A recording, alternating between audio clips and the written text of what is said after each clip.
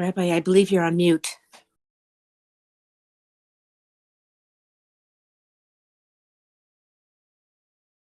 Yes, we don't have sound. Thank you. Yes, I was. All right. Rambam, we are in the laws, the 10th book of purity. We are doing the laws, starting the laws, chapter 1 of Tumas Eichlim, of the impurity of that is attached to food. So, meaning food can become impure. Impure means that you can't eat it in a state of purity. Certain things, as we mentioned, can only be eaten in a state of purity. And certain foods can only be eaten as pure foods. We don't mean about kosher over here. We're talking about a spiritual impurity.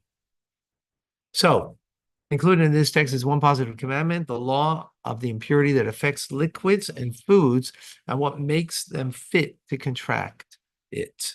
This mitzvah will explain in ensuing chapters. So all foods that are designed for human consumption, bread, meat, grapes, olives, and the like. So you see bread, which you have to make it, right? Grapes is natural the way it is, right? So it's whether you made it or it's natural the way it was grown, or meat, right, are all susceptible to ritual impurity. All foods that are not designated for human consumption are pure and not susceptible to ritual impurity unless one had a specific intent and set them aside for human consumption. So the key over here, and this is an important principle, in Tanya we learn that God creates the world with an equilibrium between light and darkness, good and evil, right? So, and pure and impure.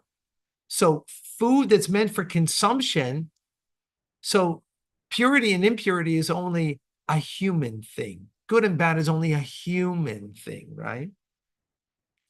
And as a result, it's only food that's of human consumption that could become impure. Because that food could be elevated through using it to serve God, and it can be degraded by using it not to serve God, right? To pig out, for example, right? So here, in the sense of purity, it's also with something that has human consumption to it, it can become impure. But if it's not for human consumption, unless you had intent for human consumption, then it would not become impure. So no food is susceptible to ritual impurity unless it is first dampened with one of the 7 liquids. So to become susceptible to impurity, right, it means it has to be dampened by a liquid. 7 liquids that we'll mention next halacha, right? This concept is derived from the verse when water will be placed on a seed, right? So because the seed, water was placed on it, that made it now susceptible for ritual impurity, which means if it came in contact, for example, as we're going to learn, it came in contact with a carcass of an animal, right? That's food. So it would make it impure. But that's only if it was susceptible to it. If it's not susceptible to it because it didn't come in contact with liquid, then it can't become, even though it's edible human food. Okay, these are 7 liquids that make food susceptible to impurity: water, dew, oil, wine, milk, blood, and honey. They do not make food susceptible to impurity unless they fell upon them as desired by the owner. Nor may they be squalid. For squalid liquids do not make food fit to contract impurity. So you have to, squalid means putrid, right? So let's say it's, putrid water, right? So no, it has to be, drinkable water. And it has to be that you wanted the water, in other words, an apple from the apple tree isn't susceptible when it's growing as an apple, when it's taken off the apple tree, and now you washed it, for example. Oh, that washing made it susceptible now to impurity. Before you washed it, it wasn't susceptible. You wanted it washed. Now, right? That made it susceptible to impurity. Once food has been susceptible to ritual impurity, it retains the status after it is dry with no liquid on it. So it remains that status even though you dry the apple after you washed it. When food has been dampened by fruit juice, example, berry juice or pomegranate juice, even though it was wet and it was touched by a zav or flesh of a corpse, it is pure because it is not made susceptible to impurity by one of the 7 liquids. So berry juice or pomegranate juice is not one of the 7. So even though it's a liquid, it doesn't matter. Even afterwards, a zav is someone who's impure, right? Because they had an emission that came from them, or it touched the flesh of a corpse, doesn't matter because it was not susceptible. Only because it's susceptible, and that's only because it came in contact with a liquid, the 7 liquids, well, fruit juice is not one of them.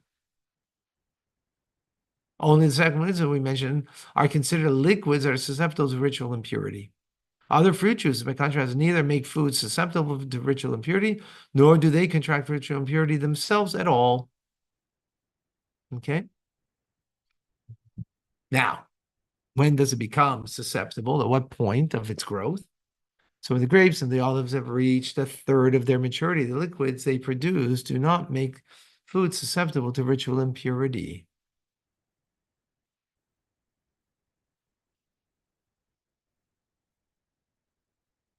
Or ritual, nor these liquids themselves susceptible to ritual impurity. Instead, they are like other fruit juices, and they are pure forever.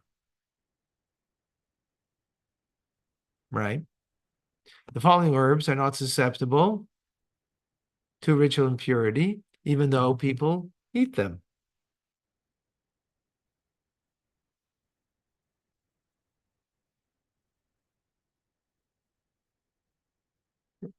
The rationale is that they are not eaten to receive benefit from them as independent entities, but because of the impart flavor, aroma, or an appearance to other foods. They include ginger, alderzinna, primary spices, asafoetida root, asafoetida pepper, safflower. Similar laws apply with regard to analogous substances. So what's unique about them? What's unique about them is that they're not foods to sustain you. They are edible, but they're not used for your sustenance. They're used, right, as an independent thing to benefit you, but to impart flavor, right? They're an herb. Okay. I have to stop here.